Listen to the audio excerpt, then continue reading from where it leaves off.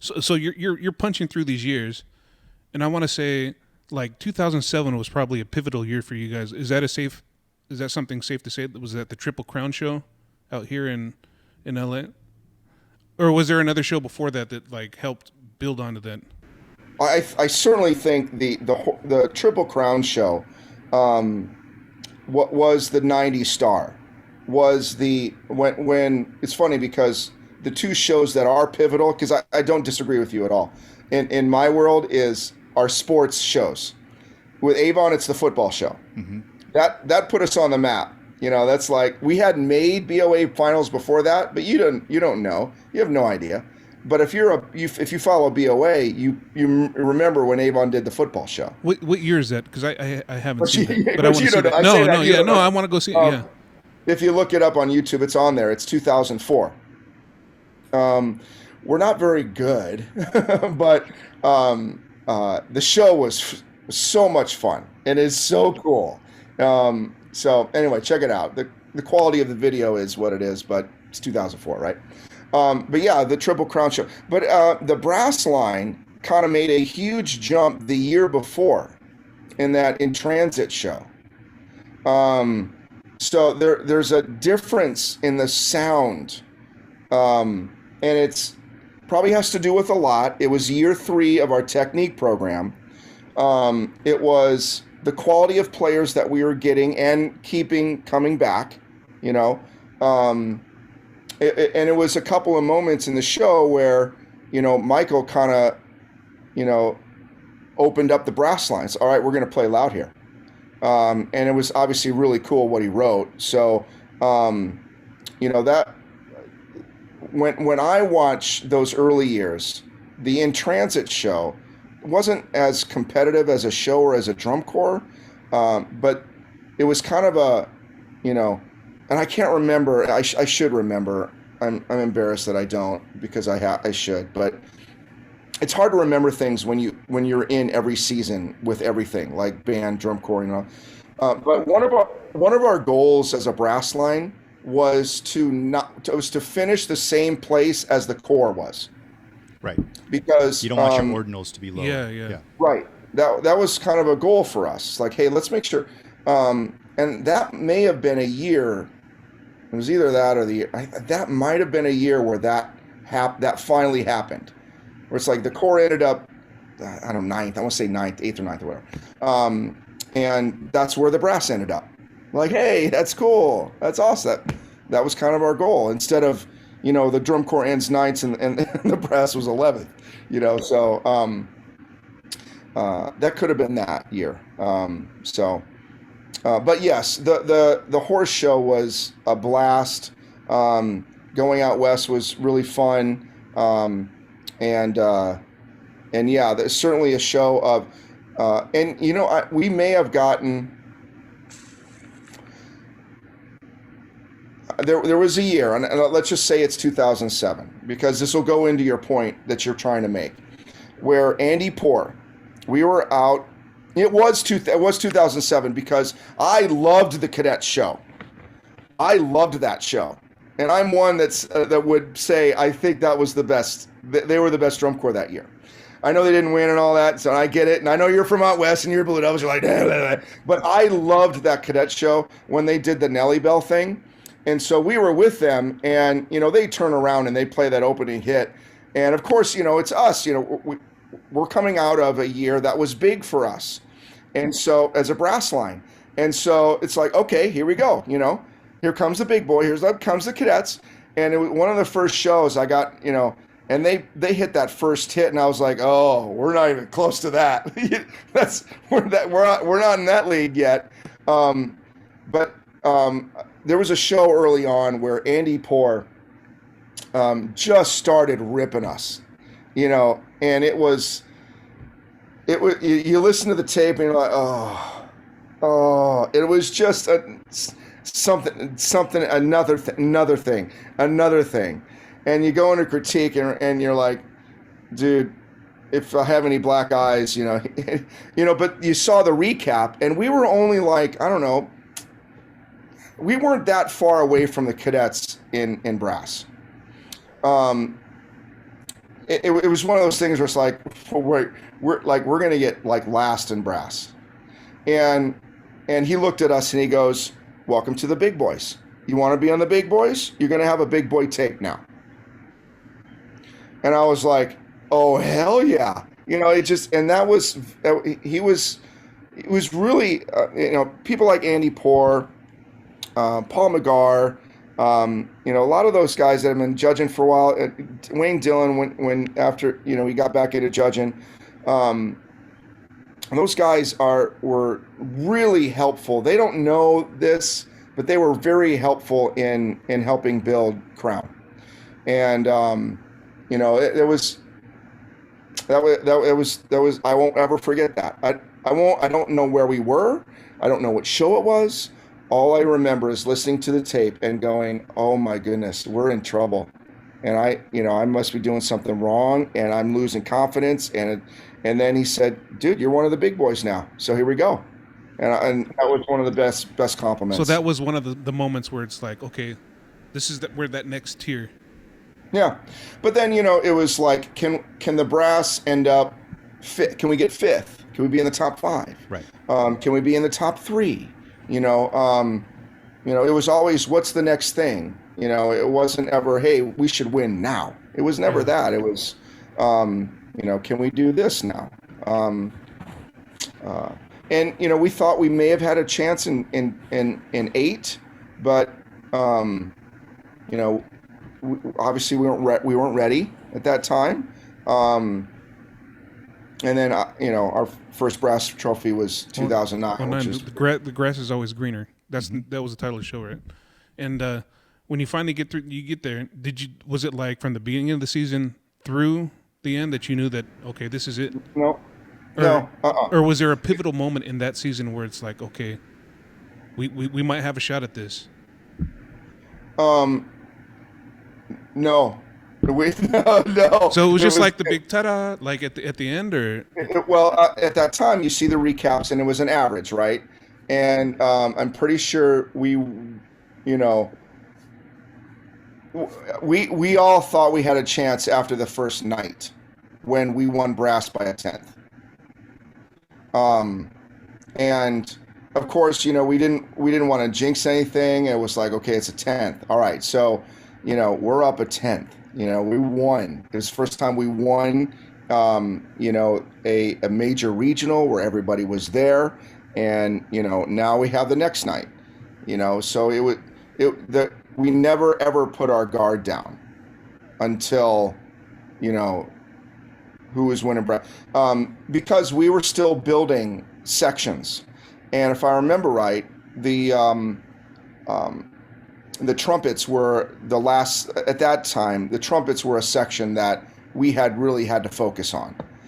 And there were a couple of moments where it's like, okay, they're right up front. In fact, it was the closer. It's the end of the show. You got to nail it. Because the brass guy is going to be right there. Because there's nowhere else to go. The low brass are in the back hat. I mean, they're going to come to the trumpets right there. And you got to nail it.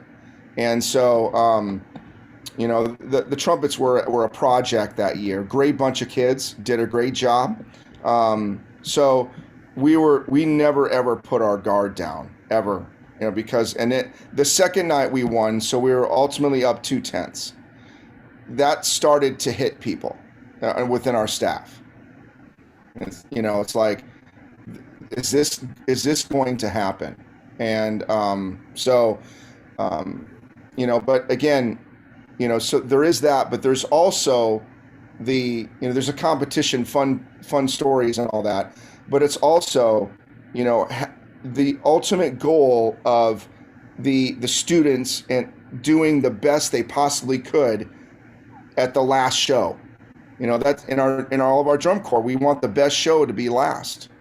So ultimately, it is always about that. Whether you have a chance at any caption or championship, you just want to be your best at the end. That's what you want. And so, everybody knew it, and we were like, we're not talking about it. We're talking about something more important here, and it's being great. And coming off the field, knowing that was your best show, that's the most important thing. on Saturday night, and so, but it was just close. So, Did you guys win all 3 nights, brass? yeah, by a tenth. Yep. That's awesome. And when that moment happened, talk us through that feeling for you, like as the brass caption head, you from 12th your first year all the way to first, within how many years was that? 8 or 9 years. 8 or right? 9, yeah. Or no, like 2003 to 2009. 6 years, right? Yeah. 6-7 years. Was it another having a pinch yourself moment, or was it like? It was certainly a dream come true. There was a lot, kind of. It was, again, it goes back to the people. Celebrate, an accomplishment with people, with Michael Klesch. My brother was on staff, celebrating with him, and of course the rest of the brass staff, and then the whole staff. It was just such a team effort. It wasn't just the brass; it was everybody. It was Leon. It was everybody that had a huge part of all of that, and just celebrating.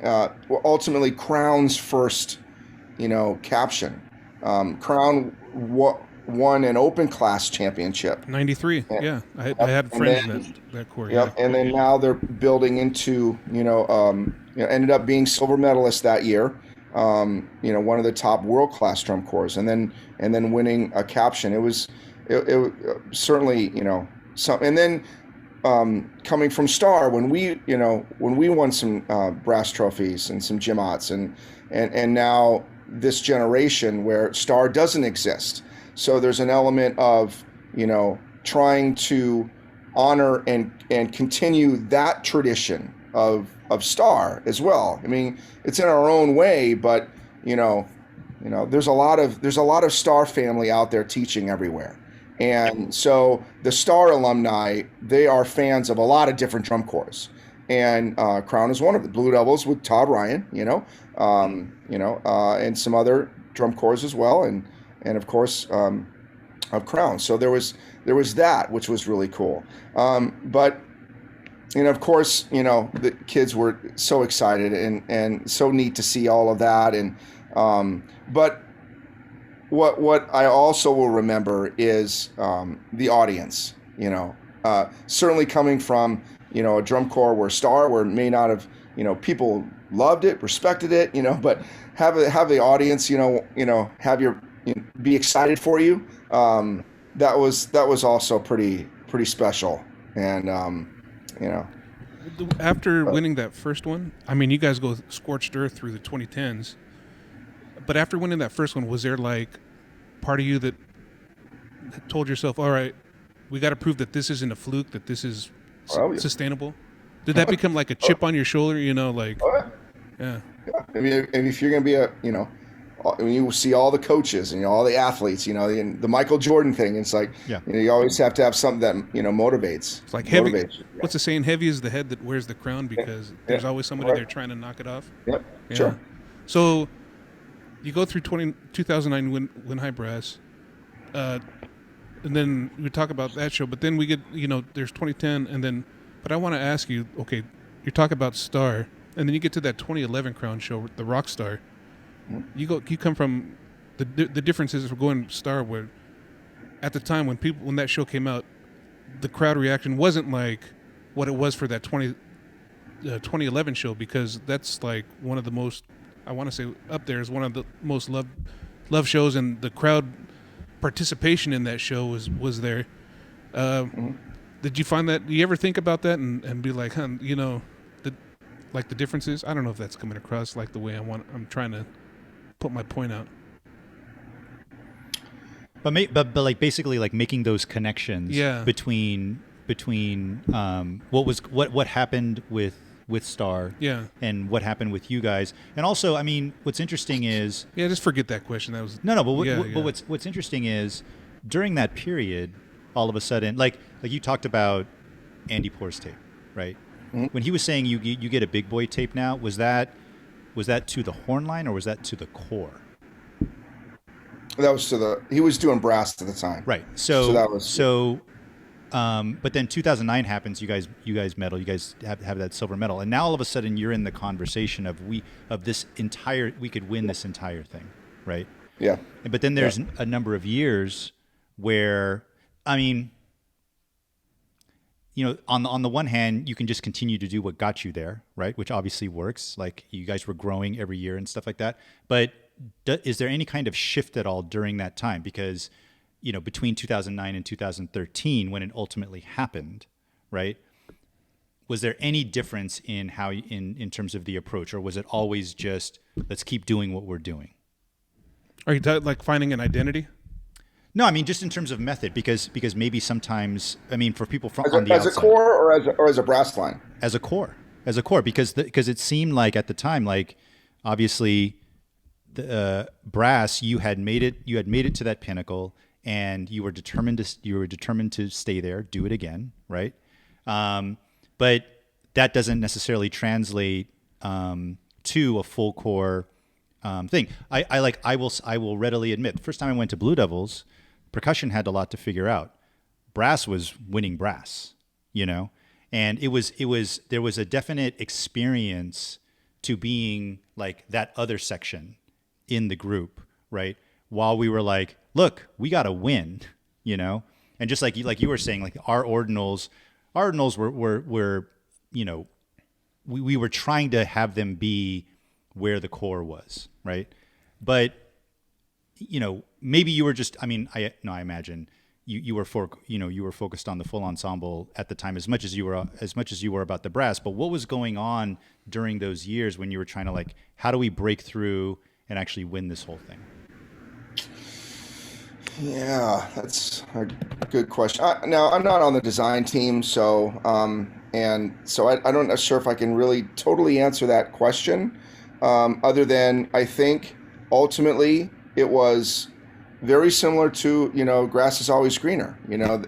It's trying to come up with a really cool idea that everybody wanted to do that motivated them. The Rockstar show, was fun, and I remember talking to Michael about that show, and I said, wow, this could be a really good idea, and guard could be cool. The drum line has a lot of opportunities, I said, and everybody has to be rock stars. So what is the brass going to do that is going to allow us to be a rock star? And then that kind of ended up creating that whole guitar feature that we ended up playing, which was really, really fun and cool and all of that. So that was neat. But I think, again, I'm just talking from my perspective, because I think from the designers, I just think they wanted to do, hey, let's try to do something that the crowd loves, that we love doing, and let's keep doing what has gotten us where we have. Let's do stuff that we, if you go out and try to win, are you gonna? I'm not sure in this world. It's like it's an important distinction to make, because I think people from the outside might think that's what you have to do.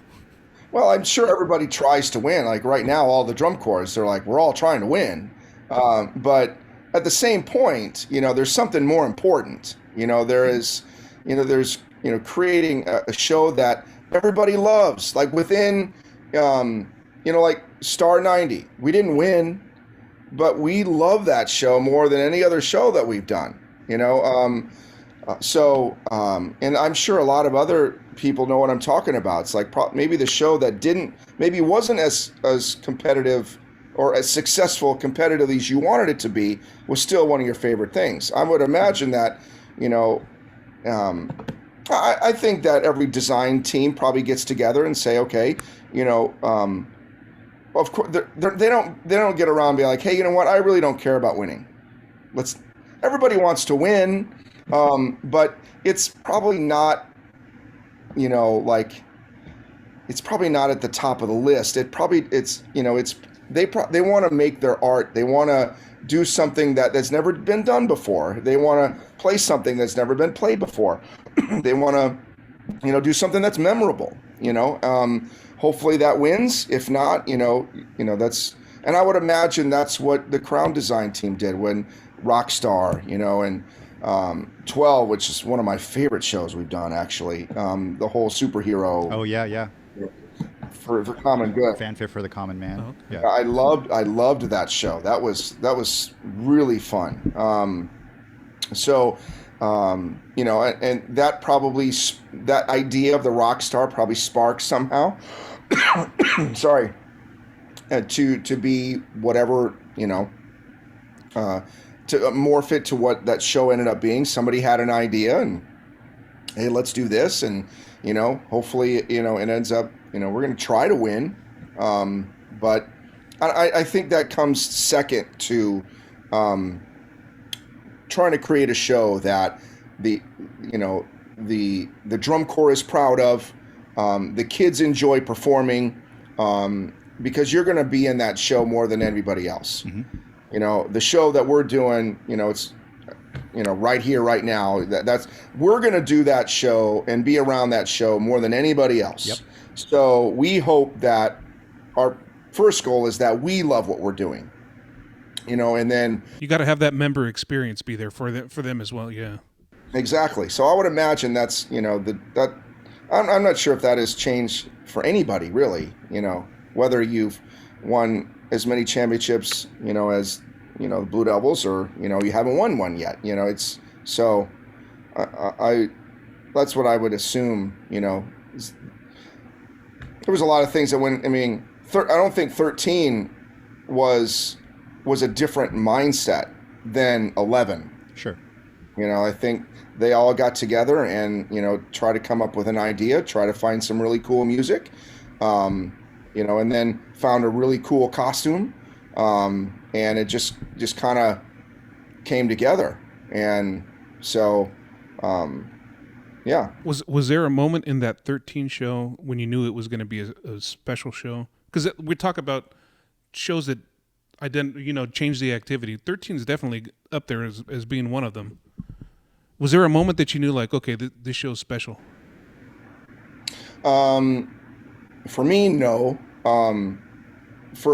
For a lot of, like, Jim Coates, the design team, the first time they saw it when we had the costumes on for the first time. Mm-hmm. So I think that was the click moment for Jim Coates and Michael and the whole design team. I think when they saw that, they were like, oh, okay, this is going to be pretty awesome. You guys came to the West Coast that year too, correct? Yeah, and that made there's so many stories about that made, and I'll tell one because you guys are on the West Coast, but that made that summer really special. And I decided to do a lot. I talked to Susie and I was like, hey, I want to experience all of this. It's first time the Corps is going out there and all that, and so I want to be there. Like, I did like a whole month on tour. So right when I was done with like an Avon, flew out and met him out, and I stayed on tour until that Minneapolis regional where I had to go home. But anyway, it was so cool being out there. And I remember the Stanford regional, and I'm not sure if they still do it. I hope they do. But there's that little standstill that you like the Corps do in front of like picnic tables. You know what I'm talking about? Yeah. I don't know what it's called, but like everybody, we did it, and it's full of, like, Michael and I went into this pavilion little thing, and we had no Crown stuff on. We didn't plan it because we didn't know what we were getting into. But you sit down and there's like Blue Devil rings all over, like the rings. Bling, bling, baby. You're coming in there and there's a 1980 ring right there. There it is. And they're eating their hot dogs and all that. And so you're looking around going, oh, let's not say too much here, Michael. And then we did our thing, right? We did a little run through.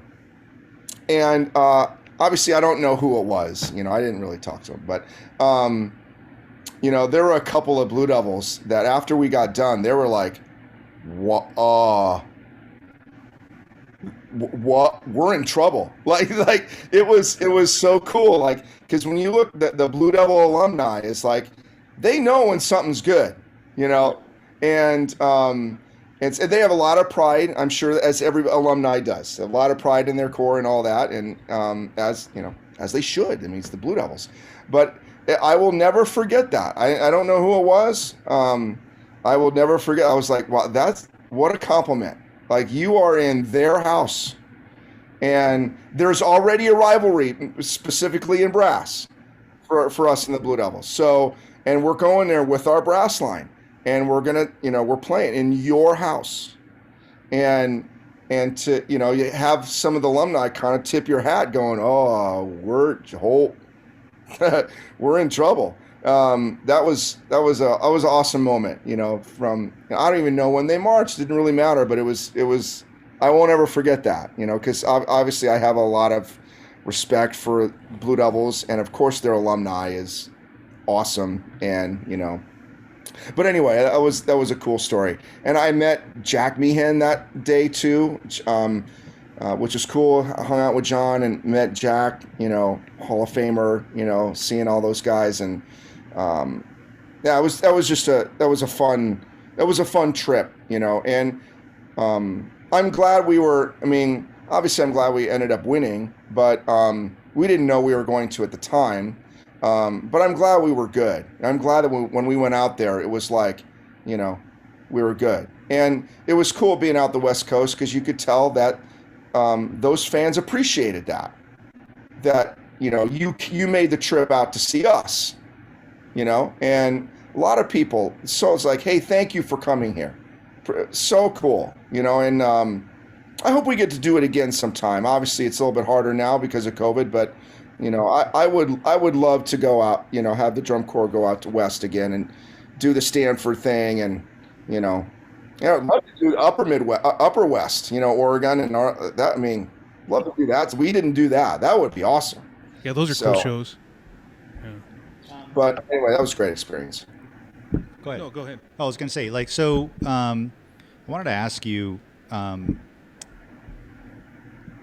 what point did you ever feel like, okay, so you're focused on Avon, you're focused on Crown, but now all of a sudden you're winning brass titles, you win full core in 2013. Do you start to realize that you have a presence, a platform in this community? People know who you are, right? You're visible. You are the face of your programs. And then, because I know that you have developed programs to try to help, that people can sign up for and stuff like that people can buy for their own band program or Inside the Circle, right? Correct, And all of that. At what point did you realize, beyond these groups that I'm working with directly, because of who I am and what I've been able to build, I can have a greater impact in the community? Was there a point when you realized that was like available to you at all? Or have you ever realized that? Yeah, it's,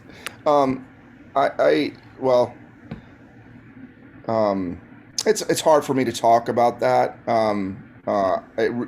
It is. I don't really like talking about that in particular. But I mean, and to the point where, like, I try to be humble, and it's hard for me to, say some of those things you're kind of going after, I think. No, but I mean, it's like, was there a moment where I thought, no, there's not like a day or anything like that. It was just being in the moment, and then having many people ask you questions. How do you get that Crown sound,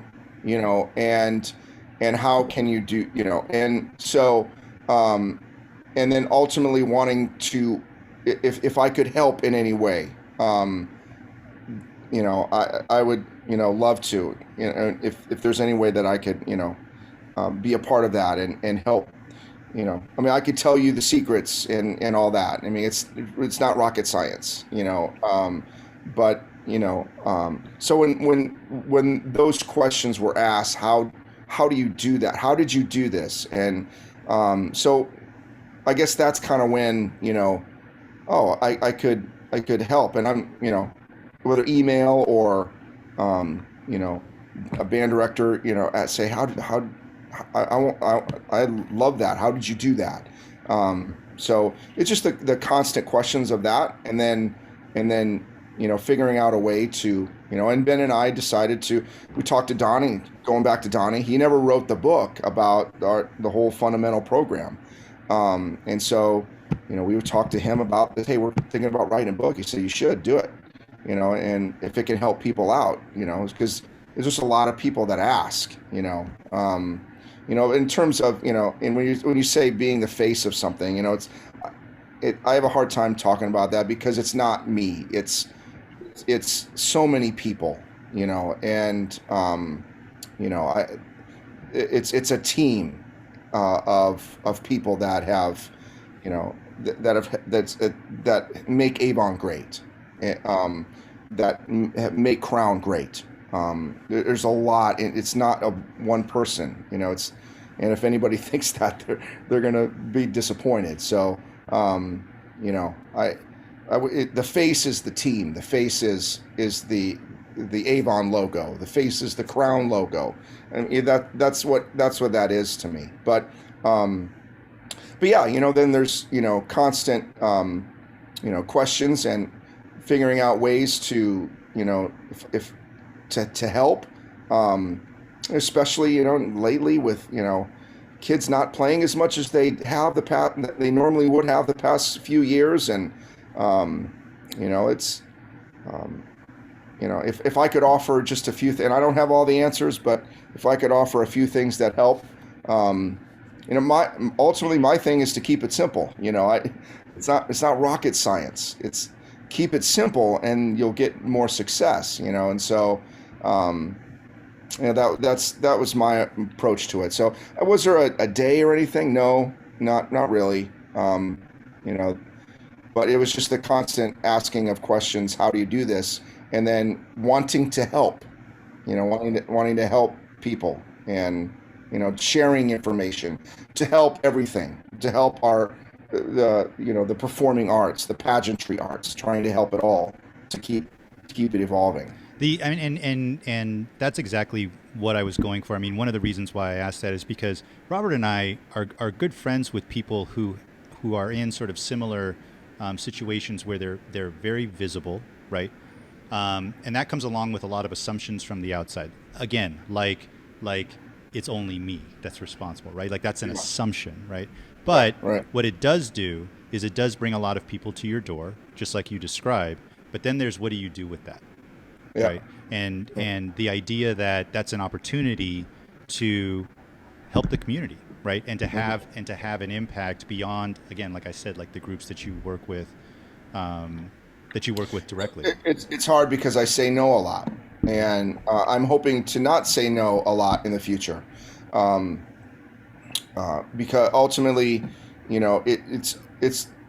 mentioned this way earlier, like a couple hours ago, but how there's no off season, right? And I'm lucky that I don't have an off season. It's now we're in drum corps season. I'm going to Crown here in a couple days, and then the marching band starts, and then DCI is done. We're in the marching band. A month later is our first marching band show, and then and then WGI now. So and now with my youngest, she'll be a junior here in a few hours. She'll be a junior. So it's like I want to be with that as much as I possibly can and invest in all of that. So when it comes Avon time, it's like Avon. Both marching band and So I'm hoping that, the older I get and the closer I get as Jay retires, the closer I get to retirement, that I would love to be more available to help out more if I can. I would love to do that. But like I said, it's hard now because, there's only so much you can do. And, like I said, I don't have a season off and, so I end up saying no a lot. Hey, can you come help? It's like, well, no, I'm in school. Sorry. Can you do this? No, I have, right. band, so eventually I would love to do way more. and if I could help out at all, I would be honored. Aside from band, do you have any other hobbies? Like, we like to golf. Do you? And I love football. I mean, and you talked about being such a big sports fan. Yeah. Yeah. Do I have any hobbies? What hobbies do I have? Do you like, what sports do you like? Do you I have love sport. I mean, yeah. I'm Who a are your huge teams? Yankee fan. Who are your teams? Yeah. New York Yankees, top of the list. I would say this. I'd say this one a lot. And you're from California, so I don't mind saying this. I live in Indianapolis, so my teams are the Colts and the Pacers. Mm-hmm. If I were to move to Boston, for whatever reason, I would, and my Colts friends would be like, "What?" I would probably be a Patriots fan. Mm-hmm. I grew up in Iowa. Keep in mind, Yeah. Right. so there is no, I would be a Boston Celtics fan. But there's no way I will be a Red Sox fan. That will never happen. So my dad, he was a Yankee fan. He grew up in actually Western New York, but during the Mickey Mantle and Joe, that was his time, man.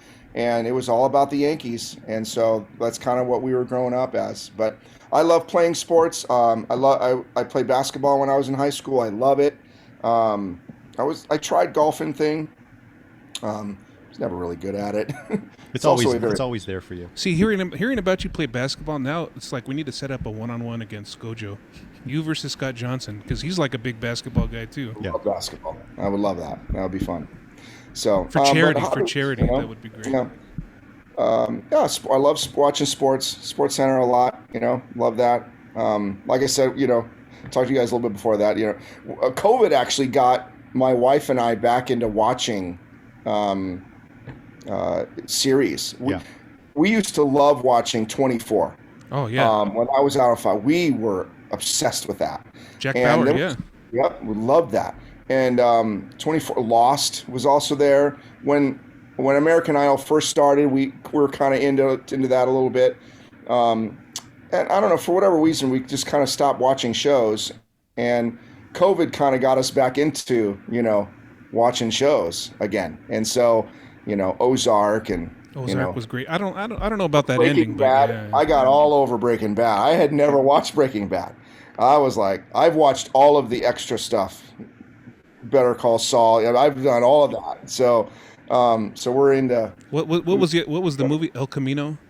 Yeah. Yeah. That was a great one. Yeah. So, we got into watching series and stuff. So I've watched a lot of that. It's That's cool. been great. I think something I was going to bring up was we didn't mention how well Avon's programs did this year at WGI. Dude, the hat trick, right? That was unbelievable. Yeah. And it really, the guard was great all year. And but we never we actually almost before COVID, the guard and drum line medaled and the Winds did not medal that year. So when the drumline show kind of worked out being like, wow, this is cool, drumline. This is really cool.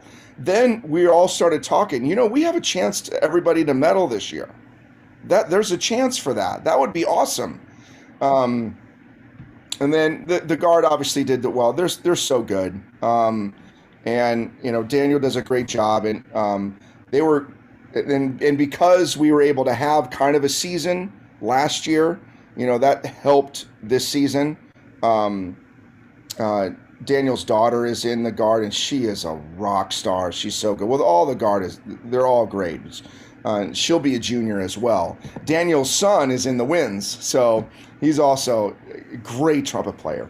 But anyway, I digress. The guard was phenomenal, and they were a great finals night. And then the drumline prelims, I think they got beat by 2 points by Chino Hills, I think. Yep. Yeah, that was a big thing there at in Dayton when we were there. Mm-hmm. And they were Chinos. I mean, their program is so good, and those West Coast drum lines are so good. But when Avon got second, we were all excited. We're like, we're going to medal. This is awesome. We're going to medal. This is great. And then the second night, I won't dwell on it too much for West Coast guys, but when they closed the gap, we were like, oh wow, we have a chance because There's a the story Winds were doing developing. well, and the Guard won already. The Winds were doing really well, so yeah, that was that was great. And then being around all the kids for the Winds was my wife and I work on that together with a great staff. Vince Oliver writes our stuff. He does such a great job. Daniel and Richard are part of that, and a staff that is. It was just so fun to be around all of that this year. It was again what's most important in our pageantry world, where we've talked about competition a lot, but the most important thing is that the kids don't ever want the season to end. Whatever plaques or placements or whatever it is, and the main goal is that you don't ever want this. You don't want to leave each other. You're probably ready to do something else, to go on and do something else, but you don't want to leave each other.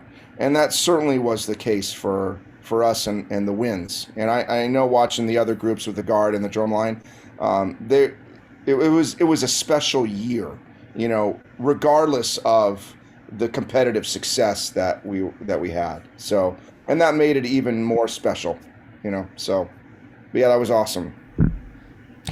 So we're coming back into the 2022 season after COVID, and we're back in it.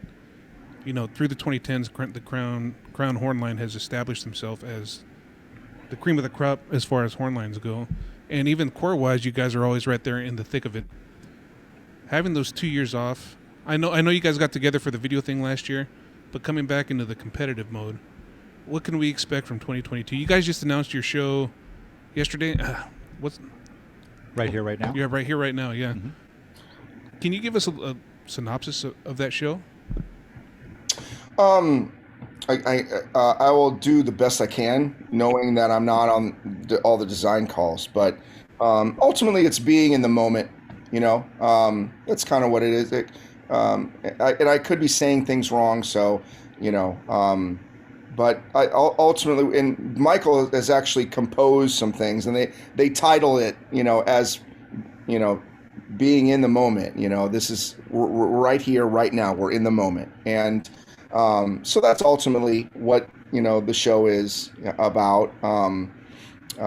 Again, I won't be able to go too much into detail for two reasons. I'm sure they probably want to not reveal everything, but at the same time, I also don't know. so there's that part of it as well. So no, but I can speak on the fact that the brass line is really good. They're talented. Coming out of COVID, I think that the drum corps world, and this is everything. I'll speak everything. It's just we don't have as much experience as we used to. In Star, we called it stars on your jacket. You got a star for marching. So I'm not sure what the Blue Devils do. In Crown, you get a bead every time you march. You get a little bead. I think Cavaliers, they get a gear. The gear, yeah. So every corps has their own specific thing that ultimately tells everybody how many years you've marched. Well, that number is down now in everybody. So we just have to get back. Everybody's going to have to get back into shape, again, and so that presents challenges, but it also presents opportunities, so certainly things that we're very, very excited about. But yeah, the brass line is really talented. They're really good, and we're excited about doing it again. Getting out and getting on the road. Are you ready to be there and drop that crown hammer in front of people? Drop the hammer. That's right. I will tell you. You asked me that earlier, but that was that started from Tom Hannum. Oh, really? And this is a few years ago. He kind of gave us a nickname. He goes. And it might have been the Relentless. It might have been that year where we did a little Medea. Where all of a sudden there was a hit. Such a great show, yeah. And it was just like, yeah, when the brass comes in, it's like dropping a sledgehammer. It's like, here comes a sledgehammer. Boom, So, I was there when he kind of said that. He was like, Tom Hennon was starting to call the brass line a sledgehammer. So someone showed up with a sledgehammer one day. It just kind of stuck. So that's where that kind of started from. But kids bought into that, and, Now, I got to ask, too, we talk about the hammer. What about your trademark jump? How did that start? Do you practice that like in the off season, or is that just like something that naturally happens? It naturally happens. It is. I just laughed. I never realized it till somebody made a compilation video of you like jumping. I don't know if you've seen that on YouTube. Someone showed that to me. Yeah. Usually, one of the Avon kids said, "Do you know your blah blah?" I was like, "Yeah, thanks." No, that's all. That's all. It's not scripted. That's not. I don't really script any of those things, and I never did when I was drum major at Star either. Yeah. I mean, you have things you're supposed to do, like you have to look at, Clark's feet here. You have to look at, you have things, you have your job you have to do. But I'm even when I conduct the Wind Symphony, or the bands here at Avon, I don't ever, do the same thing twice. No, because you're in the moment. Right, and right here, right now. Right here, right now.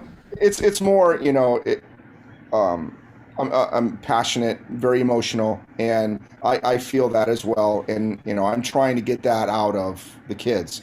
And of course, it's hard. Or not hard. It's really easy to get excited when when you're in front of the Crown brass line, for sure. So you look at a YouTube clip of jumping. I give all that credit to the kids for being so good.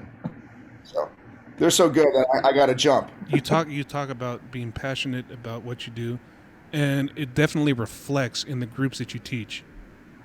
Well, thank you. Because you can definitely hear and it's weird. Like the first time I missed a whole bunch of drum corps, and then I started getting back into it around 13, 14, and I remember watching a video, like on Facebook or something, and it was either 13 or 14 horn line, and I was just sucked in because the attacks and the releases were just like the most incredible things I've ever heard a horn line play. And this is on video, and then it got loud. I'm like, wow, that's loud. And then you guys took it to a next notch, and I was like, whoa. Mm-hmm. And this is on video, and I'm like, wow, they're just incredible. And now I could see why that tradition of excellence in the Crown Brass is there. Just the passion, it comes through, in the performance. And again, it's not just me. No, no, I know your whole team. You got Larry Shane, and staff that is full of that same passion, for sure. So, Matt, let me ask you this question. You've been doing this for a while, right? And this is an activity that has given you a lot, and you've achieved a lot. But is there any box for you? I mean, like Avon has a program that affords you a lot of opportunity to do a number of different things. Is there any box left unchecked as far as before you're done doing this, that you're like, maybe I would love to go do that, or maybe I would love to engage with this. You've done so much, right, for so long, and that's why I asked that question is there anything else you would like to try? Are there any other, kind of like the Michael Jordan question, are there any other challenges that can be put in front of you other than maintaining the excellence in the program and creating the experience you do every year for your kids? That's a great question. I don't know if I have, right now it's, I don't know if I have anything that is like in the future or like distant future. Like, I don't know if I have that. It's just more right now helping not only Crown, first and foremost Crown, but also the activity, like you said, that has certainly given me so much. Yeah. Getting us back to, where we were before COVID. Yeah. So, I think it's, I think that's kind of, other than that, it's always the next year.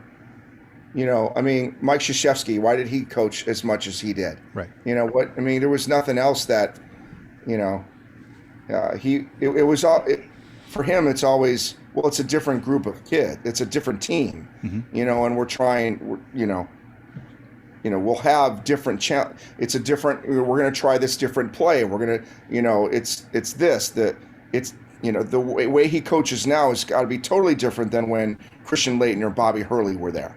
It's a totally different world now. It's different for us now too. There's different rules, about safety, in terms of, keeping kids healthy and all of that. And it's also a different group of kids. So, and it's a different show, different music. I love that we're doing something that Michael Klesch actually composed. That is going to be something I've been talking about it for a while. He finally did it, which was, by the way, supposed to be a part of the 2020 show. I think the show we're doing was going to be 2020. I think it has evolved because there's been 2 years of talking about it. So it is going to be different than what it would have been in 2020. But we are actually doing what that show. Michael wrote his composition piece for 2020, and we're doing that.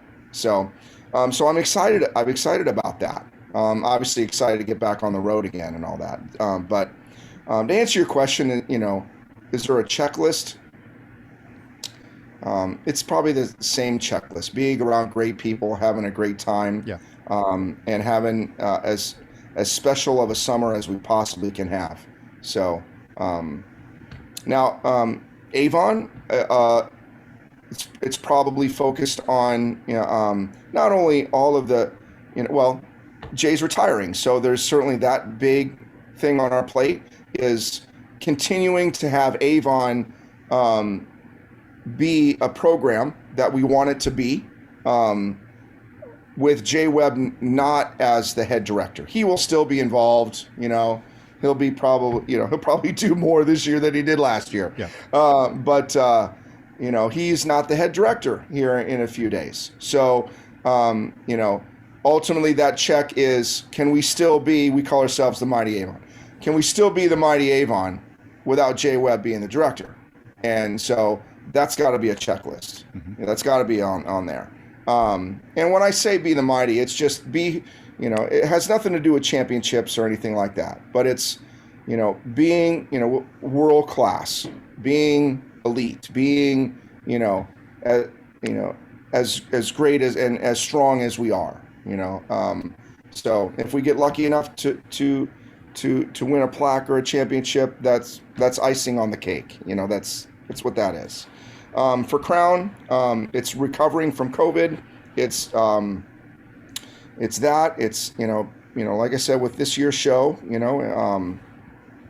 and Crown is just, it's different because it's, like I said, it's just different kids and it's a different show. And, that is always, motivational for me, to be a part of something like that.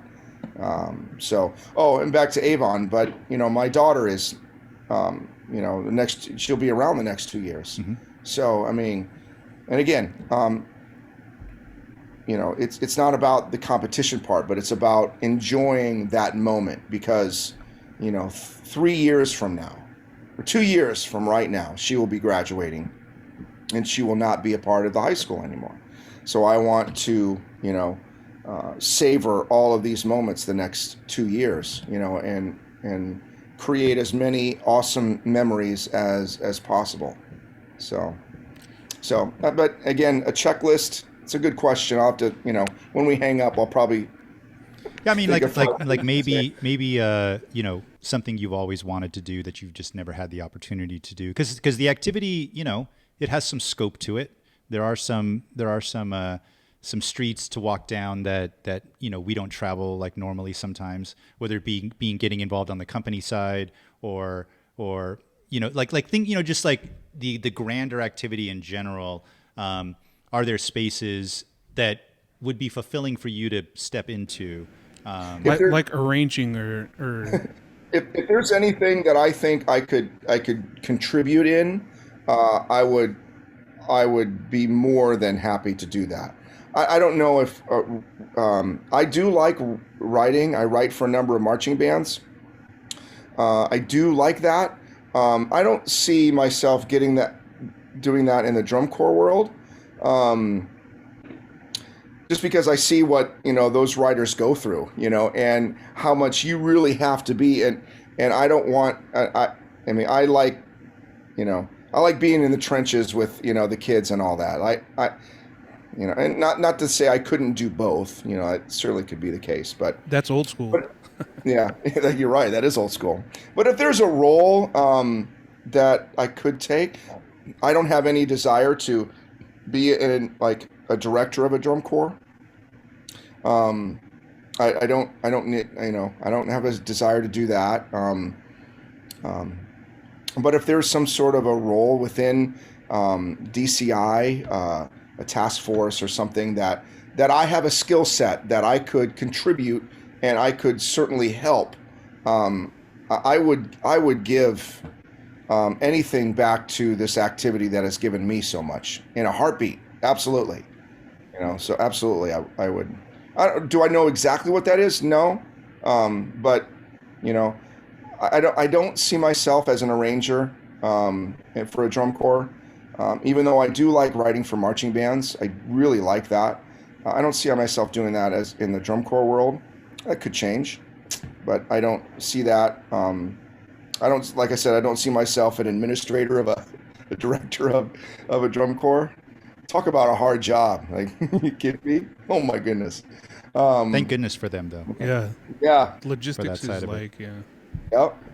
So I just have like one question, and it should be not too bad of a one, and then one comment at the very end. But my question is, and it's actually, I got to thank Larry Shane for helping set this up. He's on the brass staff there with you at Crown, but he said to ask you about dilly bars, and he said you would know what that meant.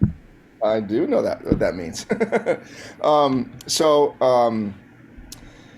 DCI finals is in my home. So, and Crown practices at Avon. So, the brass staff stays at my house, and so it's a fun tradition. We love it. My wife loves it, and we just simply stack, the freezer with dilly bars. What is a dilly bar? You go to Dairy Queen. The ice cream. Yeah. So, and the funny thing is, everything is competitive, right? So, within the brass staff, some people are like, well, the butterscotch is the best, and so there's this huge rivalry between butterscotch and chocolate dilly bars. So, but no, it's just a tradition that we have, and haven't done it in a couple years. Pizza rolls is another one. Ultimately it kind of started because, we would come back to my house to eat after rehearsal before the show. But then we would go out to like BW3s or something like that after the show. It's like, well, after DCI finals, everything's just closed, cause you get out of there at 1 or 2 in the morning, you get out of there late. So, but we're starving cause we didn't eat when we had dinner at like 5 or whatever. And so we're starving. And everything is closed. So you come to my house and we just put a bunch of pizza rolls in it, something quick, and pizza rolls and dilly bars. See, now that is the secret to the brass success there at Crown is pizza rolls and dilly bars. You finally revealed it. Yeah. We got you to reveal it at the very end. You can't take it back now. Yeah. And then like my last comment is, I know you don't do the design stuff much, but if you ever do, and if you ever get a hankering, if you guys could redo like the 85 Sunco Sound show, because I think that would be cool. Modernize, that's my special request. Modernize like with the Crown brass sound. That would be cool. Or I'll even take a warm up. Like, that was a great drum corps. Yeah. That would be cool. Redone like modern. I think it's one that would be good. And their 88 show also, because that was a cool show. Yep. So that's it. That's it from me, George. Yeah. Just thank you, Matt. Thank you for having this conversation. Thank you for what you do in this activity and how you go about it. It's very impactful, really inspiring. and I appreciate you sharing and sort of peeling back the curtain a little bit on that with us today. Well, thanks for asking me. It was great talking to you for a while. Yeah, I know we could probably still go. We could probably still go on, but we've been at it for a long time. But yeah, no, thank you. Let's do this again. Oh, for sure. Thank you for hanging out here with us. Before we go, Inside the Crown, is that like where can we find that? Is that like a book series or a video series? Inside the Circle. Inside the Circle. Yeah, I'm sorry. Inside the Circle. Michael and I and my brother. We have a website. It's just insidethecircle.band.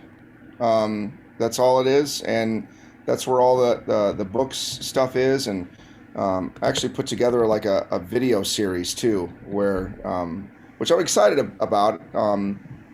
Anxious to see how it does. If it helps ultimately this summer.